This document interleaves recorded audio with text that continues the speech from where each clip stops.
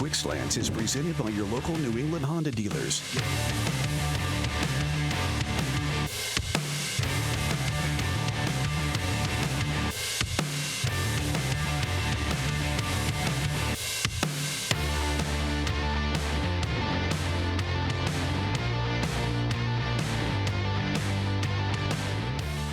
Hey, what's going on, everybody?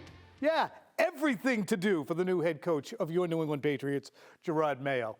Now, full disclosure, starting in 2010, Jerod Mayo was a weekly guest on this program, and he was doing that for the better part of 4 years. We had some laughs. What you got, makeup on or something? Like you about to go to a funeral. I do. I look like I'm Bob. You got makeup on for real? I can tell. Like you're supposed to be in a casket. Did anybody else tell you that? They're not real friends. Yeah, we had a great time. So we did that, and then after he retired, he co-hosted for another 3 years while he was working at Optum. He did that until 2019, and Bill Belichick blew his phone up and got him to come coach.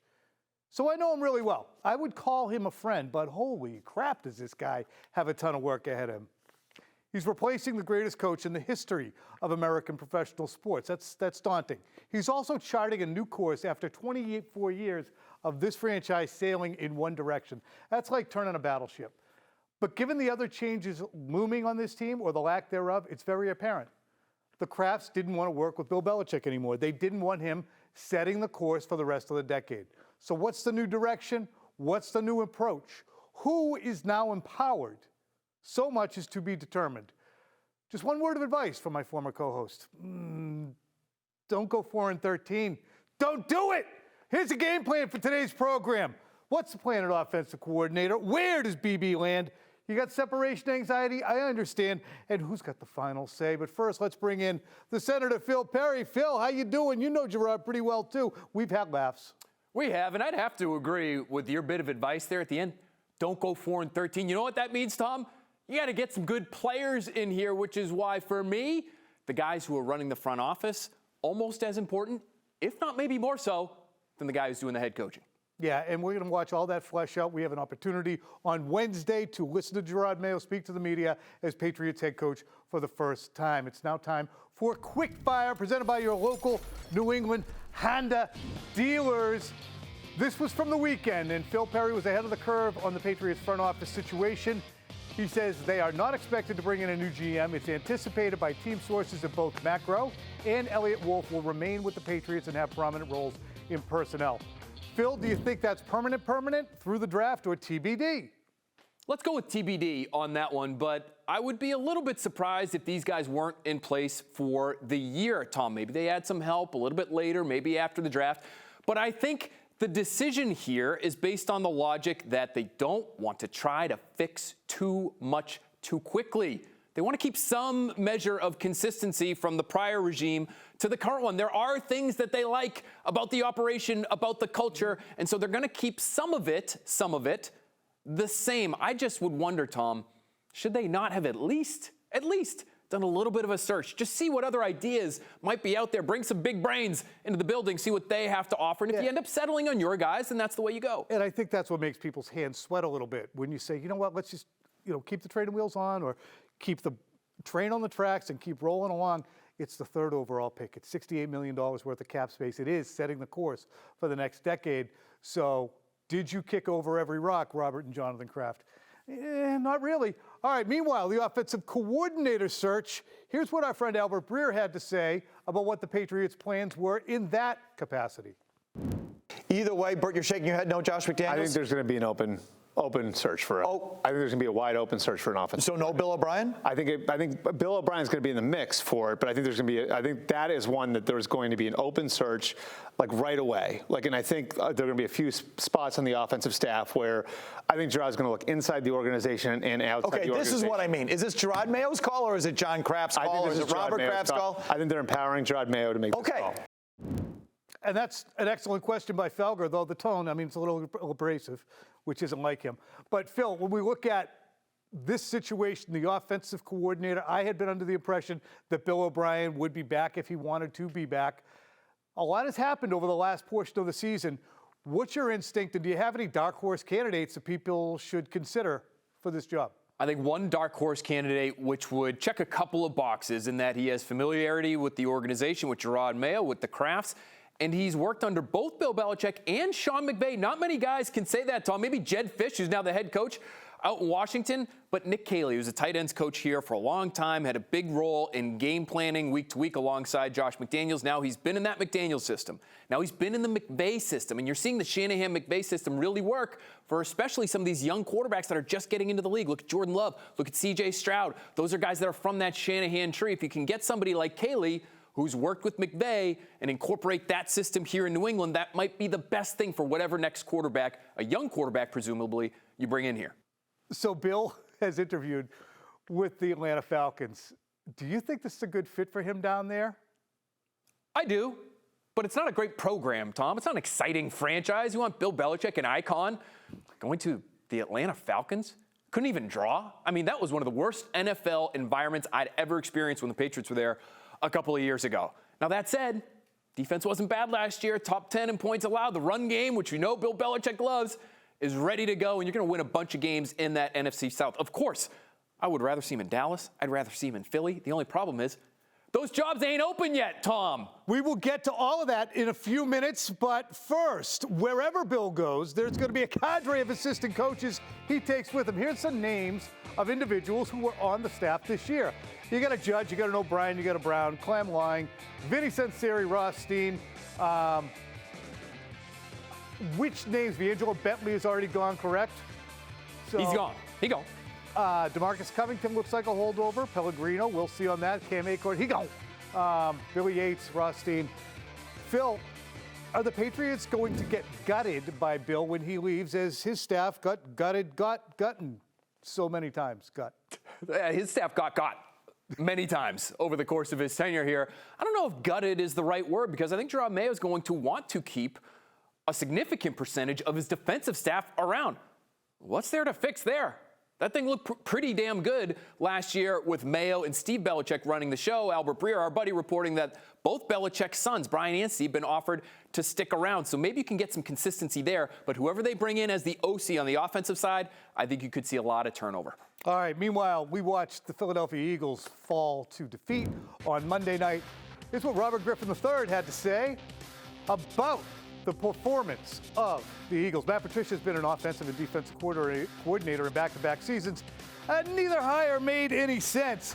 Man, this guy is a one-man wrecking crew, Phil. Doesn't matter if it's the last games in New England, heading out to Detroit and driving that joint into the ground, or heading back to New England where he wreaks some havoc, and then he's on to Philly. I mean, that's a quarter of the freaking league. You ever feel bad for him? No, it's an eighth of the league. You ever feel bad? I know that might be an unpopular sentiment, but you ever feel a little bit bad for Matt Patricia? He didn't sign up for that DC job. That looked like a train wreck mid-season. They plop him into the middle of it, and he's supposed to right the ship. See, that's the issue, though. I don't know how much ploppage goes on with Matt, because lo and behold, wherever he goes, he somehow ends up at the right hand of the father, and then the next thing you know, he's running something. So when I talk about Machiavellian and Cloak and Dagger, I'm not saying he's at the central of that. He's not the only one guilty of that. But by God, how does he always up finding himself in the right place at the right time to get these jobs? And then everything goes off kablooey, like friggin' Wile E. Coyote. What? You know what might be good for him? A little bit more Dr. No. The ability to just say no. You want to be DC, you want to be OC? Maybe just learn to say, no thanks, not for me. You know what? I'm good over here. Meanwhile, it's time for From the Stands. We posed a very simple question to you folks, and it's germane to the conversation at hand. Do you agree with the decision to part ways with Bill Belichick? We're running 6-4, 60% to 40%. Yes, I do. Against no, it's a mistake. Here's the comments, ladies and gentlemen, beginning with my buddy, Mr. Q. Two things can be true. Belichick is the greatest tackle football coach of all time. Bill Belichick richly deserves to be fired for the disastrous. You can proofread on your own time. Turn the Patriots have taken. John, I don't disagree with parting ways, but I disagree the path they're taking. Since doing so, I'll let it play out. It's only been 4 days, but I disagree with the path. Next up, Billy W. I think this is one of those miserable guys who's always popping up. With the way things are looking right now, no. To look more like changes were coming, then yes. But if the only real change is Belichick out and Mayo in, they should have just kept Philly. Timmy Koska, it was the right move. The team has run onto the ground and into, mostly from mistakes Belichick made, especially the handling of quarterback and the offense post-Brady. My God, Phil, when you think about it, there is an outpouring, and I'll get to that in a moment, but if the story was true, broached by Albert Breer last week, that Will Levis was someone the Patriots would have liked to have taken, and that Bill Belichick even considered trading Mac Jones in the offseason. He was proposing a Will Levis, Bailey Zappi under Matt Patricia troika to bring the team into 2023. Tough sell. How about going all the way back to 2021? Maybe roll with Davis Mills as your future franchise quarterback. You take him in the second round. That was something they were kicking around as well. It's just, it all comes back to that quarterback position, doesn't it, Tom? Decisions made there in and around the most important position in the sport. It's the reason why Bill Belichick is no longer here. Here. All right, coming up, I bring you my slants to try to move past the Belichick era and into the unknown. Plus, thoughts on some things that Robert Kraft said at his press conference. We'll get to all that after the break.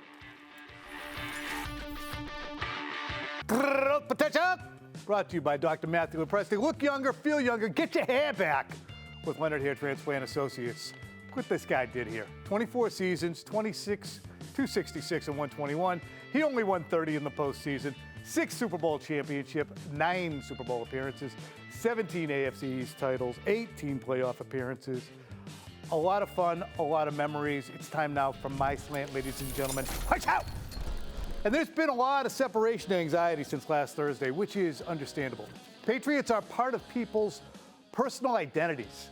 We remember Super Bowls better than we do christenings and graduations, and we mark time in our lives recalling where we were when they beat the Rams or the Panthers or the Seahawks or the Falcons. We all see ourselves at different stages of our lives experiencing those things and the people around us when we watched those games. I can feel right now today the same way I felt in 1976 when Ken Stabler stumbled into the end zone and the Raiders stole a win from the first Patriots team I ever loved. I was 9 years old. I remember the stomping by the Bears. I was 19 and I was in college. And I remember the loss to the Packers. I was 29, working for the Waltham News Tribune. I had one kid and I was living in Brockton trying to save money for a house. I've thought about Bill Belichick every single day of my life since January of 2000. And I've said it many times before, I benefited personally, as did my family, from Belichick and what he spearheaded here in New England. It's not easy to watch the team detach from someone who's been a fixture in your life for a quarter century. If, over the last 5 years, the drafts were better, the free agent signings worked out, the succession plans were more defined, then Bill Belichick would still have left this team on his terms. But they went 4-13 in a year when the owner dropped an ultimatum for success. It is what it is. It was what it was. It will never be quite the same, Phil. Well said, Tom. I thought we might get some Stabler-induced tears there for a second. I'm glad we didn't. That day. I'm sure you did. I thought we might get it right now, putting yourself back in those shoes. But of course, well said. And we've both benefited greatly, professionally, personally, from getting to know Bill Belichick for as long as we have. You certainly longer than me. But again, when you go 4-13, as Robert Kraft says, it's a results business. The results not good enough. Yeah, and really the essence of the decision that the Kraft family made was addressed by Robert Kraft in a very specific way, in a very enlightening way. This is what Robert Kraft had to say last week when talking about the power amassed by Bill Belichick and why it was a bridge too far to imagine someone coming in and saying, how about I be the GM and you just coach the team, Bill? In my opinion, he earned it. And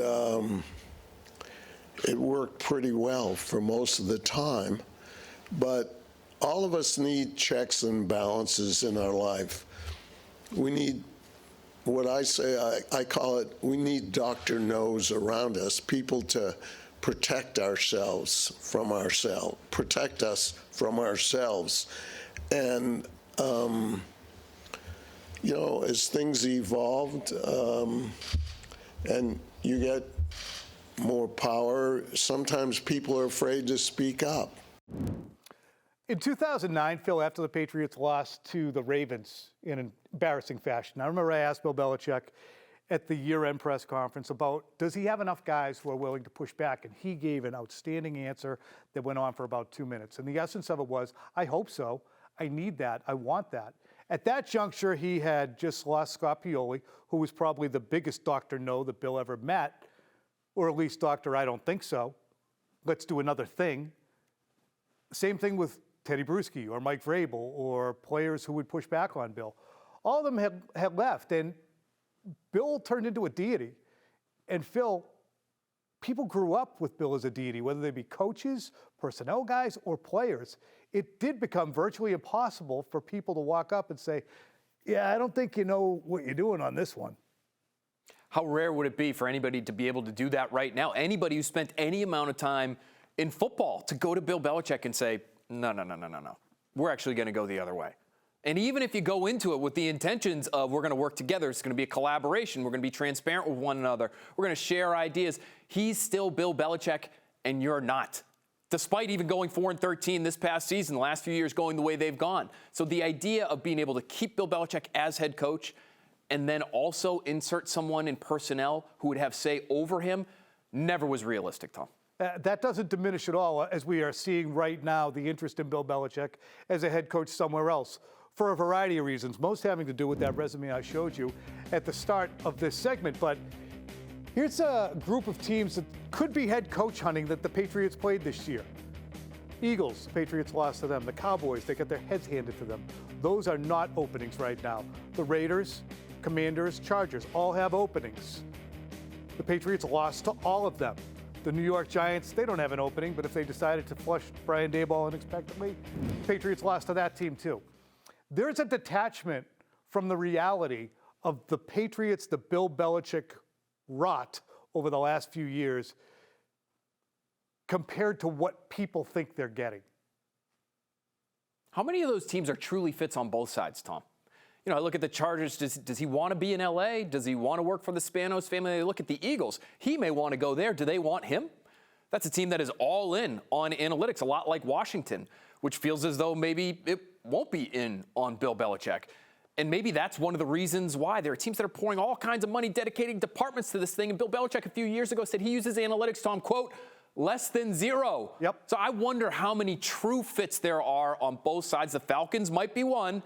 But after that, unless a few more of these jobs open up, I'm not sure how many there will be. We hear out in Seattle, they want to try and get more updated. They basically want to update their coaching software out in Seattle. That's the reason they're moving on from Pete Carroll, in essence. That was mentioned by John Schneider, their GM. Another thing, too, Phil, is, you know, we heard our great friend and former co-host Devin McCourty talking during the Dallas game at halftime on NBC. What's happening here, Bill Belichick would never allow to happen. And the truth of it is, the last time the Patriots were in the playoffs, they lost more convincingly to the Buffalo Bills than Dallas lost to Green Bay, 47-17. Caveat emptor for all those teams out there. That means buyer beware. All right. Easy. Be sure to download the NBC Sports app. It has the latest news, analysis, and commentary. What are you mad when I get a Latin? My guy's wicked smart. All of our insiders. You can scan the QR code on the screen, or you know what? You can go to the App Store or even Google Play. We'll be right. But stay tuned. Yeah, where's your Latin now? As we're speaking about Mayo, and I mentioned this at the top of the show, we spent a lot of time together, and we might have gotten friendly, we might be friends, but there will be no quarter given to Jerod Mayo in terms of analyzing the football team. I had a great relationship with Bill Belichick for a long time, too. But information and analysis, that's the core of what we're trying to bring you. We're trying to do it in an entertaining way.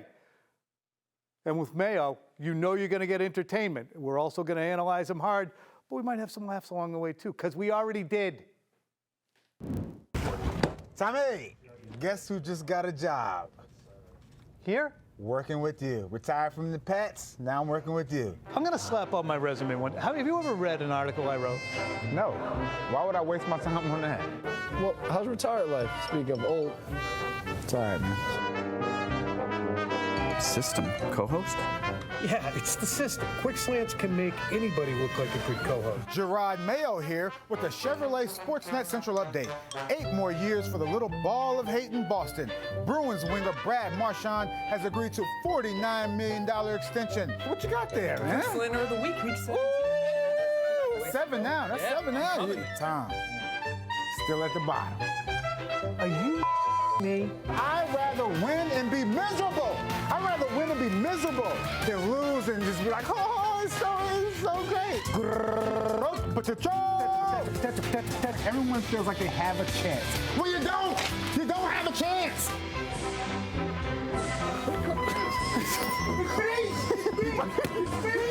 What was that? Hey, next to ketchup, baby. All right, guys, a lot of fun. The guy is a lot of fun. Meanwhile, when we talk about Jerod Mayo and where the buck will stop, we don't know if it stops with him or not. This is Robert Kraft speaking last week about exactly how the division of power will add up. When you have someone like Bill, who's had control over every decision, every coach we hire, the organization reports to him on the draft and how much money we spend or every decision has been his, and we've always supported him. They have. And every decision has been Bill Belichick's, and he did earn that right. But it'll be interesting to see going forward who steps into the void. There's a lot of speculation right now, and I think it's just an easy, low-hanging fruit conversation that the Krafts are going to start standing out there with stopwatches and notebooks and watching people's 40 times and how they pass block. That ain't going to happen. We'll find out more tomorrow at the press conference unveiling Jerod Mayo, but a lot of it's going to stop with that guy, the former co-host. So best of luck. Best of luck to you, too. Enjoy training.